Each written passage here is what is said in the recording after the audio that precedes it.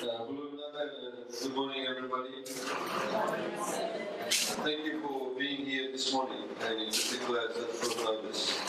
I'd like to keep the proceedings this morning very informal, so we can all don't look so serious, and try and enjoy yourself and make some positive contribution. But what I wanted to do before I hear from you is that I wanted to explain a few things about a budget. What is a budget all about? And to put it very simply, a budget is about how much money government is going to allocate every year to spend. And also, how much money it's going to receive as revenue. Because as you know, when you're driving your car too fast, you pay the fine you pay goes to government.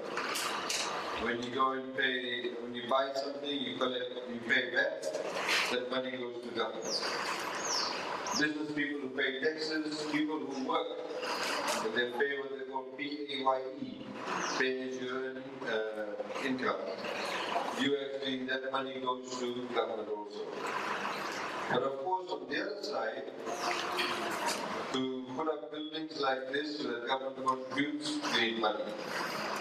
Roads, maintenance, building of roads, water, paying teachers, doctors, nurses, all of these things government pays for. So this is what we call it's a balancing act, where you identify how much money you must spend and how much money you will actually generate as revenue. Since independence, there's only been about 3 or 4 occasions, or 3 or 4 years, government has had what they call a surplus. Since independence, all other years, we've always had a deficit. The deficit is when you spend more but have less revenue. In other words, you always have to borrow money to pay for things. All throughout the history we've done that. Except one, like I said, 4 or 5 years, which was an exception. So you'll hear people talk about budget deficit. So when they say deficit, it means that we have spent more money than what we have collected. Now, budget is also about balancing. It's about balancing because everybody, for example, in Fiji wants their roads to be passing. Yesterday I was in Honolulu, and some of the students there, we had for the first time also, like we're doing here for the first time, we had consultations with high school students. And tomorrow we are having consultations with high school students from the Central Division at Suva Grammar School. Then on Monday, we are at Nandaboa High School to meet all the students from the Western Division and also the various disabled associations from the Western Division on Monday too in October. Now, some of the students, I should say, said yesterday that it'd be good if we could have a Tassil road.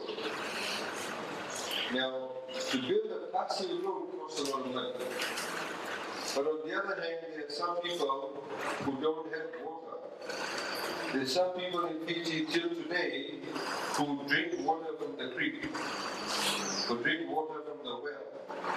There are some people today in Fiji who don't have electricity. The children are reading their books under the lamps. Then, of course, there are some places we need to build more hospitals. We need to get, for example, ice plant for people to catch fish and put their fish in them. So there is what we call all competing interests. All competing interests. Now, that's where governments come and give their priority. They say, no, we want to spend more money in this area because this is very important for the country. And under this government, we want to spend money in areas that what we call the enablers. In other words, we enable people to do things. So I'll give you an example. Those of you who know the Western Division, you know the Sigatoka Valley has been for years known as what they call the salad bowl of Fiji. All the fruits and vegetables always to come from the Sigatoka Valley. Now, but the roads that went up to the farms, they were dusty, big potholes. So when the farmer puts the tomatoes, the vegetables, the dal, the cassava, whatever it is, and they travel about 10-15 kilometers, and it bounces on the road like this. And by the time it comes to the market, the tomatoes are damaged, or they last only 1 or 2 days. So if we know a particular area is very good at growing fruits and vegetables, we should have better roads. So more people will be encouraged to be able to grow more fruits and vegetables. When they bring fruits and vegetables, they get a better price for it. It's what you call an enabler. We enabling things there. Or places where there are no roads. Or children who don't have electricity, they can breathe better, so they feel motivated to study. Or people who drink water from creeks or boreholes that become dirty. If we give them access to water and electricity, they become healthy. They become less sick. In the same way as you heard the Honourable Prime Minister say, and also the Minister responsible for poverty alleviation, women and children, we want to have a huge focus on assisting people like yourselves or people who represent organizations that deal with those different organizations that the gentleman just read out now.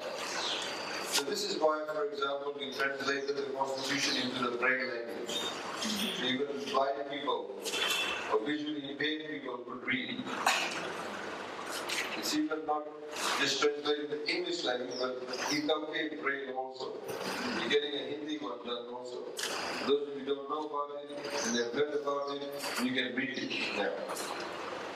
We've also, as you know, that in the last session of Parliament, we've also tabled the Convention on the Right of Disabled Persons. So we as a government want to enforce that in Fiji. So there are very basic things like if you go down the footpath here, if you're going down Brown Street, you come to the junction of the street that turns left, if you're in a wheelchair, the street has no ramp. It's a very basic thing. I'm sure you'll understand. So it becomes very difficult for somebody like on a wheelchair on their own to be able to cross the street. So these are some very basic and simple things that we want to be able to address. There are, of course, other needs that you may have, other issues that you may have that you want to raise that we may not necessarily know about, and we want to hear from you firsthand. So we are then able to put the policy in a lot better position. Now, normally what we do at this stage, are we going to do that? No. Normally at this stage, I get the Permanent Secretary for Finance to do a short presentation on some of the economic factors, but I don't want to sort of go too much into that. I think I've explained to you. If you have any questions about how the economy works, please ask me. Because a lot of people don't know how it works. Like I've explained to you about the budget, how we get the money, where we get the money from, and where we spend the money. One of the most important things about any budget is what percentage of the money that you spend goes into what they call capital works. I'll give you an example. If I go to the bank and borrow money to go and have a big party at McDonald's, I'll borrow that money, I'll eat at McDonald's, invite all my friends. We finish eating the McDonald's, but the debt is still there. But if I borrow money to build an extension to this building, if I borrow money to build an extension to my house, if I borrow money to build a new school, it's not gone, it's still there, it's an asset. It's an asset. So it's always better to borrow to build. It's not good to borrow to spend it all away, you know what I mean. So under this government, we have tried to change that a lot. In 2005, for example, the then government, 85% of the money they spent was on day-to-day expenditure, what they call operational costs. Only about 15% was spent on building things. Today, we are spending 40% of the money we spend on building things. In other words, we are building assets for the future. We're building roads, we're building buildings, we're building schools, we're building electricity facilities, water facilities. So even in 10 years' time, those things will still be there. So that's a very important thing to be aware of. The other thing that is also very important to be aware of is that Fiji, in many instances, is a very vulnerable economy. You know, we had Cyclone Winston. Now, there's about 230 schools that got damaged, completely or partially. We had health centers that were damaged. Over nearly 40,000 homes were damaged. And as you know, government has used this facility over here to also, for the first time, give direct assistance to people. We paid over $18 million and gave people money to go and buy their hardware. So, the other issue is that because we're a vulnerable economy, imagine Cyclone Winston, if it came, it came from the northeast of Fiji, normally it comes from the northwest, normally it comes from Yasawa, comes down, Nandi way, it hits and goes down. So, this time it came from, Bandung Balabasai. Came through in community parts of it, in Lomai Viti, northwest of Viti Levu, Ra, all those places, Ba, Tabu, and across. But originally they were saying the cyclone was going to come and hit Suva. Hit Suva, Nasinu, go through Viti Levu, hit Nandi and go across. If it had done that, ladies and gentlemen, our economy would have been in a very bad shape. Because it would have hit and damaged mainly all the resorts. Nearly 300,000 people lived between Lusori and Lani. A lot of homes that are not very well secured. They would have been damaged, a lot of factories would have been damaged, no jobs, hotels would have shut down, our ability to get paisa or money would have been limited. We were lucky. So we have to understand that one cyclone, if it hits the wrong place, our economy can go down really quickly. That's why we say we are a vulnerable economy. See, in New Zealand, they had a big earthquake. The New Zealand Prime Minister is here. They had a big earthquake in Christchurch. Nearly the entire city of Christchurch got damaged. But New Zealand is still okay. The economy is not affected because the economy is much bigger than ours. So what they call a very broad base. Most of the money that we gain from overseas in Fiji comes from tourism. Then we have some sugar, we grow sugarcane, we get sugar, and we get other things like a little bit of fish, a little bit of timber. But the main thing is tourism. So this is why our economy is vulnerable, and government's job is to make sure we grow other areas in the economy, like ICT, setting up call centers. So this is why it's also very important. We fundamentally believe that people who have disabilities, that they, apart from the moral and ethical issue of making sure we treat them equally, and you're all citizens of Fiji, you're all Fijians, we all need to be given the same access, the same rights. Apart from that, many of you have very good ideas. I know this gentleman here, I met him in Labuka at the giving out the certificate for the language, the sign language certificate. And he was doing, he's a PhD. Now, he may come up with a very good idea and contribute to our economy. So everyone over here can contribute. And we want to ensure and tell you that we don't want to leave you behind. And we want to give you the right tools. Apart from looking after you as a citizen of our country, you can obviously contribute very productively to the economy. So, I'll stop there now. With that as the background, what we'll do now is we'll open up the floor. Please feel, don't think that any question is very silly or stupid. You can ask anything. You can make any comment you want. Do you have any questions? Do you have any ideas? Things that you think are important to you, that you think you like included in the budget? I'm not saying everything will get done this year. I'm not saying that everything you say will be included. But we want to be able to hear from you. There may be certain things that we will be doing that you may address now, so it may be already included. But it's very good to hear from you. We want to make this, of course, an annual event. And from next year, we want to also ensure that we give you much longer time to give you more opportunity to think about things and for you to be able to submit your ideas. So with those few words, ladies and gentlemen, I'll open up the floor. And we will take any questions or any suggestions.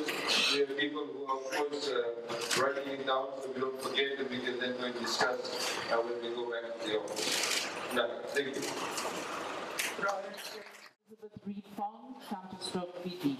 Thank you, Minister and government team, for giving us this opportunity to share our thoughts with you pre-budget.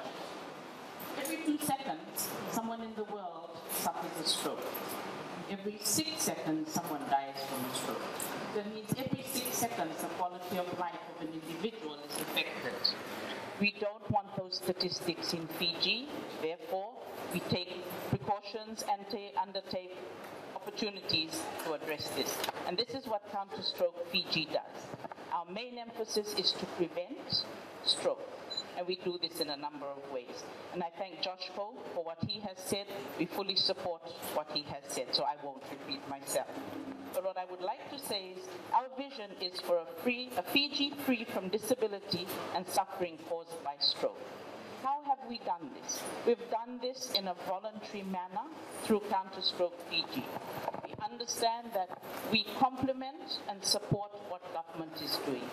In return, we ask that government acknowledges what we do and provides us with assistance. We currently work with the stroke unit at the CWM hospital, so we're in touch with people who are on the ground. You had, I think, 1,000 stroke persons admitted the CWM last year, 3 a day. That is scary for our country. We have a strategic plan. You referred to plans for a long period, so we have a strategic plan from 2014 to 2016. We made our submission last year and each year. And as Joshua said, we haven't received anything for this year, but based on the kindness of certain individuals and the activities we undertake to fundraise, our office is still open.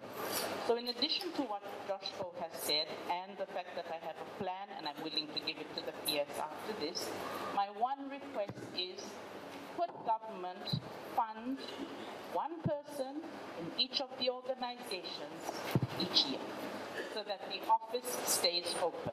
I have observed around here, FNCDP, come August, September, there's no more funds to pay. So the office closes down and that service is done away with, which is sad. There are many people who depend on these services, like they depend on government. So together, if we work together, we can do it. But the one thing we need is someone in the office to keep the office open. And our submission has asked for that each year. As Joshko said, we get a response on what the ministry thinks is we should get, and the rest. But I think we should be listened to and our priorities taken into account as the people on the ground. So that's my submission on behalf of Counter-Stroke Fiji, and I'm sure I have the support of others that government funds one human resource in each organization. Thank you. Sorry, just before you sit down.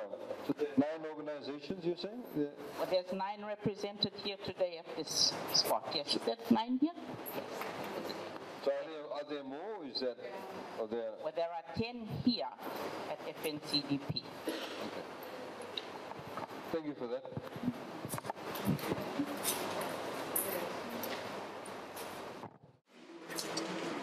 Hello, good morning, sir. My name is Leona, and I work at the Fiji Association of the Deaf Office as project officer. We have made a few points in some of the issues that we want to raise. So again, in supporting what Joshko had mentioned, we do agree, and we are hoping that the NGO grant will increase from the $5,000 to at least the $20,000 that we once got some years back.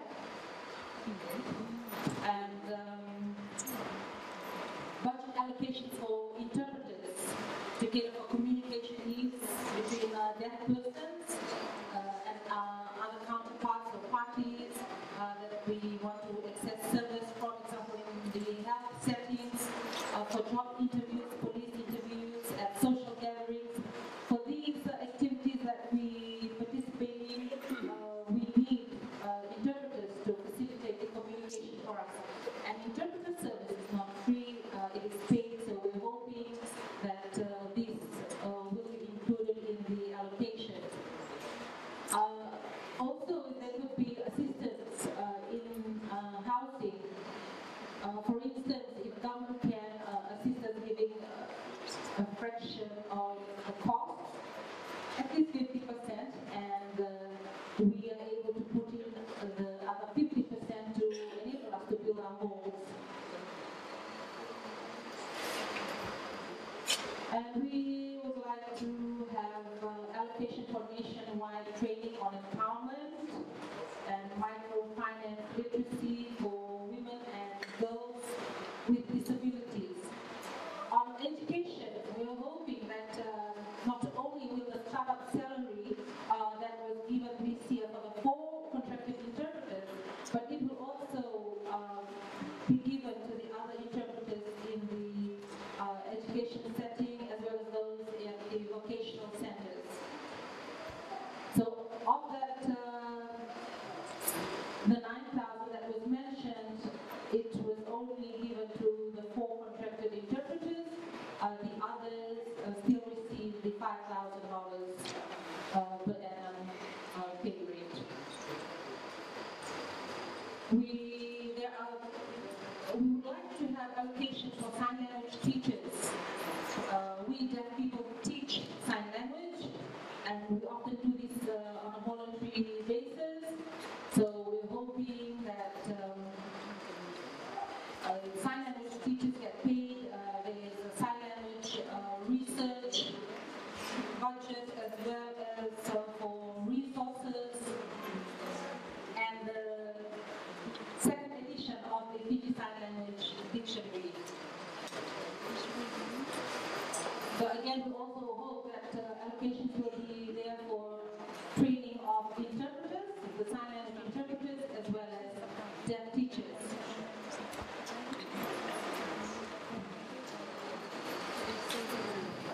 And finally, we hope that there will be allocation for communication needs in the digital era. For example, subtitles, captions, sign language interpreters in the news and accessing other basic services, like electronic boards in hospitals, TV interpretations to include documentaries and children's programs, interpretations of natural disasters and state of emergencies. Thank you. Thank you. We actually are at the moment behind the scenes working with ITU in respect of International Telecommunications Union on having sign language, in particular with news. So you have, at the corner of the screen, we either have somebody doing sign language, or you have, it's a bit difficult to do it when it's live, but to have, like, I know I was in some country recently where they had all the programs that all had subtitles. I know some of you watch Gargar, Kahani and all of that, they have the subtitles. But this is, they had it for even all the TV shows.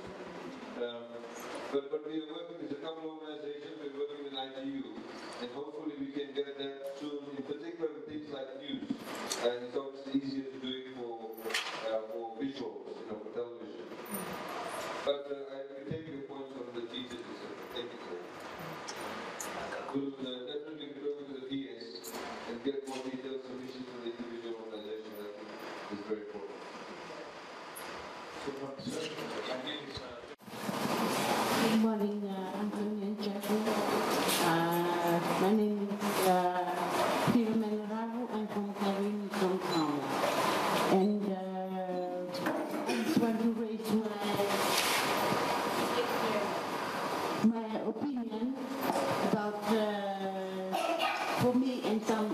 psychiatric survivor too. And I want to raise my opinion about myself and others, psychiatric survivors. We are our office here, and there's some of us, they've been come back from the hospital for their treatment, and they have been roamers in the street till now. They've been pushed away from their family. Like me, I'm staying in an institution in St. Vincent de Paul. I've been looking after there, and I've been taking care about the lady there is a caregiver, and I hope which is government to help or to build a halfway home for the St. Child patients. For them, they have been pushed away from their family, unwanted at home, and they're roaming around in the street. And in me, I come in the association home in the St. Vincent de Paul. I live there for many years. I used to come in and go because of my daughter. I can keep my daughter there. I got 2 children, 1 married. I'm not worried about the one who's getting married, and I'm worried about the one staying in the home. She's up to 4 or 5 now, and I need a home for myself and my daughter. Even I went and asked her at home. I follow up my application form, and I go to them, but still they didn't allow me to stay there with my daughter. And so I went to the Prime Minister's office. I see one lady there. They didn't talk it over, but still they didn't offer my excuse, so they allow me to stay in their home with my daughter. So if you could, sir, can find a piece of land or a home for me to stay with my youngest daughter. Thank you very much. Thank you. You know, if I can make a comment, the first issue you raised, I think it is a problem. In fact, we were discussing it because under Ministry of Finance, we also have national planning. And it has been brought to our attention that there are a number of people who have been patients at St. Giles, and when they do get released, a lot of the families don't take them, and they have nowhere to go, so a lot of them resort to staying on the streets. And it has been brought to our attention. We're trying to come up with a solution for that, and we will address that. The other issue that you raised generally is something that is a big problem, we think, in Fiji, and unfortunately it has not been addressed for decades, and that is home ownership. In the last budget that we announced, we said that companies that invest in what they call affordable housing, we will give them a 12-year tax holiday and give them various investment allowances so they go and invest in that area. In a place like Singapore, 93% of the people that live in Singapore own their own homes. In Fiji, it's percentage is very small. Now, one of the other issues has also been that it's the cost of development, of course, is very expensive. The other, so the alternative to that is what you call, living in strata tile, living in flats. The law in Fiji used to be very restrictive. 3 years ago, or about 4 years ago, we changed the law, where now you can have what you call strata title. Now, assuming, say, strata title is this. So assuming this is one house, right? If we divide it into 2 flats, put a wall here, there's 1 flat there, 1 flat here. Strata title means you can buy that flat, you get an own title to the flat, and then you can go to the bank, and the bank can lend you money for that.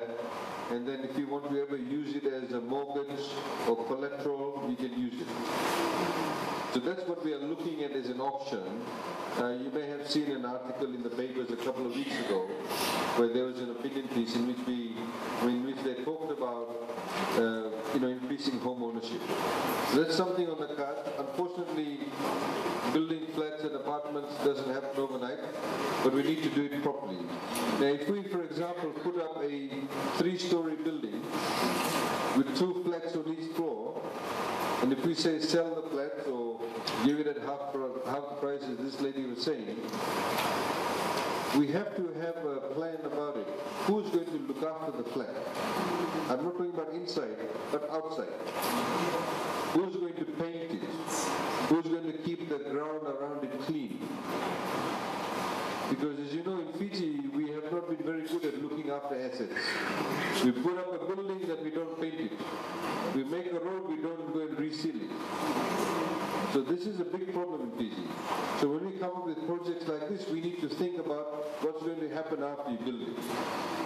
So when people who buy the flats in many countries, when you buy the flat, every month you have to contribute $5, say, example. And that money then goes towards the painting, because you don't want the value of your flat to go down. If you don't look after the flat, if you bought it for $50,000, nobody will pay you $40,000 if it's run down. So you always have to maintain it. So these are some of the things we are working. We had, for example, a couple of days ago, some presentations by some overseas companies about it. So there's a bit of work that's going on behind the scenes. In Singapore, for example, when they do these flats, they make sure that they don't have all the flats at the same type.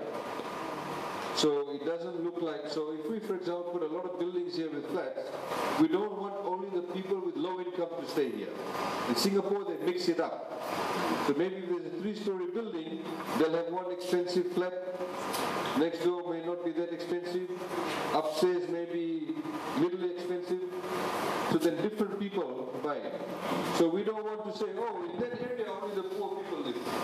In that area only the rich people live. In that area only the disabled people live. You see what I mean? So because we need social integration. And that's what we call mainstreaming. You should not have only one group of people living in one area. So these are some of the things we are working out, but it's a very important point you raised. Thank you for that.